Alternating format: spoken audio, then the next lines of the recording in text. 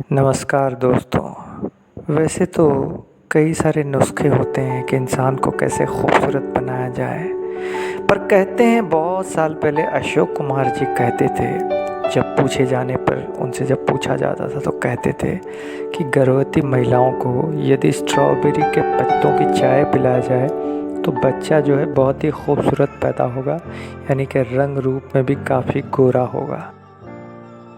कई सारे लोगों ने कोशिश भी की है और कामयाब भी हुए हैं। वैसे तो कोशिशें कामयाब होती ही हैं, लेकिन अगर बच्चा खाली सुंदर हो जाए दिखने में, लेकिन अंदर से अगर सुंदर ना हो, यानी कि उसके गुण अच्छे ना हो, तो क्या फ़ायदा। गुण को अच्छा करने के लिए माँ बाप के दिए हुए संस्कार ही काम आते हैं जनाब। ये स्ट्रॉबेरी के पत्तों की चाय या किसी तरह की बातें, कोई नुस्खा, ये सब काम नहीं आता है, क्योंकि बाहरी खूबसूरती सब कुछ नहीं होता है। सब कुछ होता है मनुष्य का गुण, उसके अंदर कितनी सच्चाई और ईमानदारी है। और ईमानदारी तो परिवार के सदस्य ही सिखा सकते हैं अपने कर्मों के माध्यम से।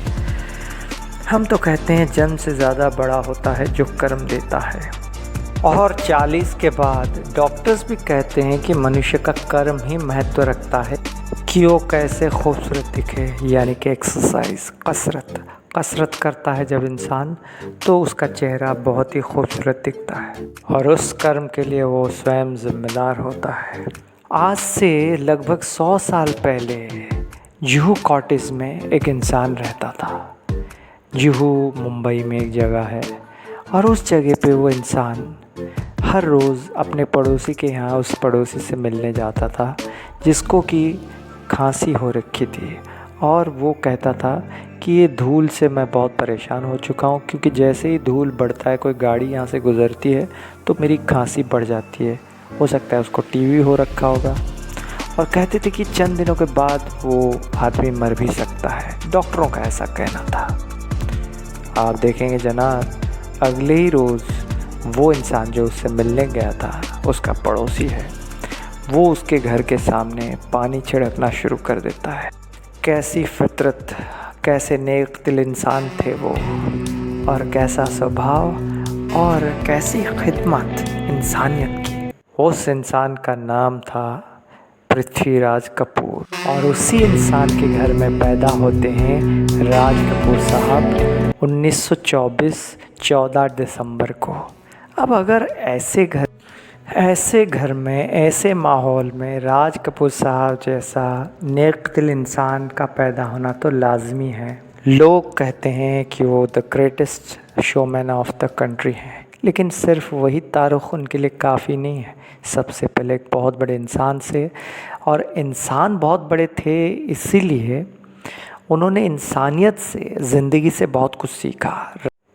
नरगिस के साथ जब मोहब्बतें चल रही थी तो इन दिनों में एक दफ़ा ये अपनी स्टोरी राइटिंग के काम से नरगिस के घर पहुँचे थे, और वहाँ पे पास में उनको एक लोकेशन देखने भी जाना था, क्योंकि वो ख़ुद प्रोड्यूसर और डायरेक्टर भी थे। और राइटर के साथ तो राइटर तो ख़ुद सबसे बड़े राइटर होते हैं।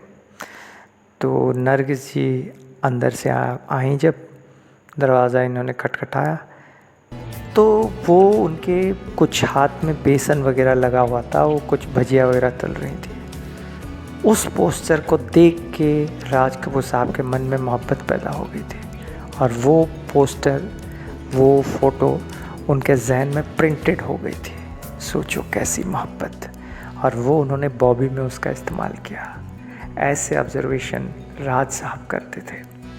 दीवार फिल्म का जब प्रीमियर के लिए सलीम खान साहब लेकर के राज साहब को गए थे, तो फिल्म का प्रीमियर देखने के बाद सलीम साहब को वो कहते हैं, दीवार कितनी बड़ी कामयाब फिल्म, लेकिन कहते हैं कि अमिताभ बच्चन जो विजय है कैरेक्टर, वो जब बड़ा अमीर इंसान बन गया तब भी उसका हुलिया उसे बदलना नहीं चाहिए था, वही कूली वाला हुलिया उसको रखना चाहिए था। तब देखो कितना मज़ा आ जाता, क्योंकि वो रियलिस्टिक है। ऐसी रियलिस्टिक सोच रखने वाला सिर्फ़ और सिर्फ राज साहब ही हो सकते हैं, यानी कि राज कपूर ही हो सकते हैं, ऐसा सलीम खान साहब का कहना है। सोचिए कितने बड़े सक्सेसफुल राइटर का क्या कहना है। उन दिनों में राइवलरीज कहते थे देव साहब, राज साहब और दिलीप कुमार साहब। दिलीप कुमार साहब तो हमने दूसरे कंटेंट में अपने ही एपिसोड्स में बताया है, साथ में ही पढ़ते थे, फुटबॉल खेलते थे पेशावर में। वो पठान थे और ये हिंदू थे, दोनों में दोस्ती थी। लेकिन कभी भी फिल्मों में राज साहब का इतना विशाल हृदय था कि कभी झगड़े नहीं होते थे, कभी कोई ईर्ष्या मन में नहीं आता था। जब पूछा जाता था राज साहब से कि देखिए यूसुफ साहब का एक प्रोजेक्ट आया है, इतना बढ़िया हुआ, तो राज साहब सीधा कहते थे मैं अपने काम में मसरूफ़ हूँ, वो अच्छा एक्टर है, वो करेगा। एक जगह तो जनाब प्रेम रोग के दौरान उन्होंने अपने ही बेटे ऋषि कपूर से कहा था मुझे यूसुफ की आंखें चाहिए, दर्द भरी आंखें चाहिए, वैसी ही अदाकारी चाहिए। तो सोचो कितना बड़ा दिल है राज कपूर का। राज कपूर मोहब्बत भी दिलो जान से उन्होंने की है। वो कहते थे उनकी पत्नी कृष्णा अपने 6 बच्चों की माँ है घर में, लेकिन फिल्मों की माता थी नरगिस, या कभी कोई और हीरोइन हो, किसी और अदाकारा के साथ उन्होंने काम किया है। जब ज़ीनत अमान को उन्होंने सत्यम शिवम सुंदरम के लिए साइन किया तो उस वक्त उन्होंने इंस्पायर्ड होने के लिए, अपने आप को इंस्पायर करने के लिए उन्होंने अपने फार्म हाउस में ज़ीनत अमान साहिबा की तस्वीर रखी थी। तो सोचो कितनी बड़ी सोच है उनकी, कितना बड़ा ख्वाब था उनका फिल्म लाइन में बड़ा करने का।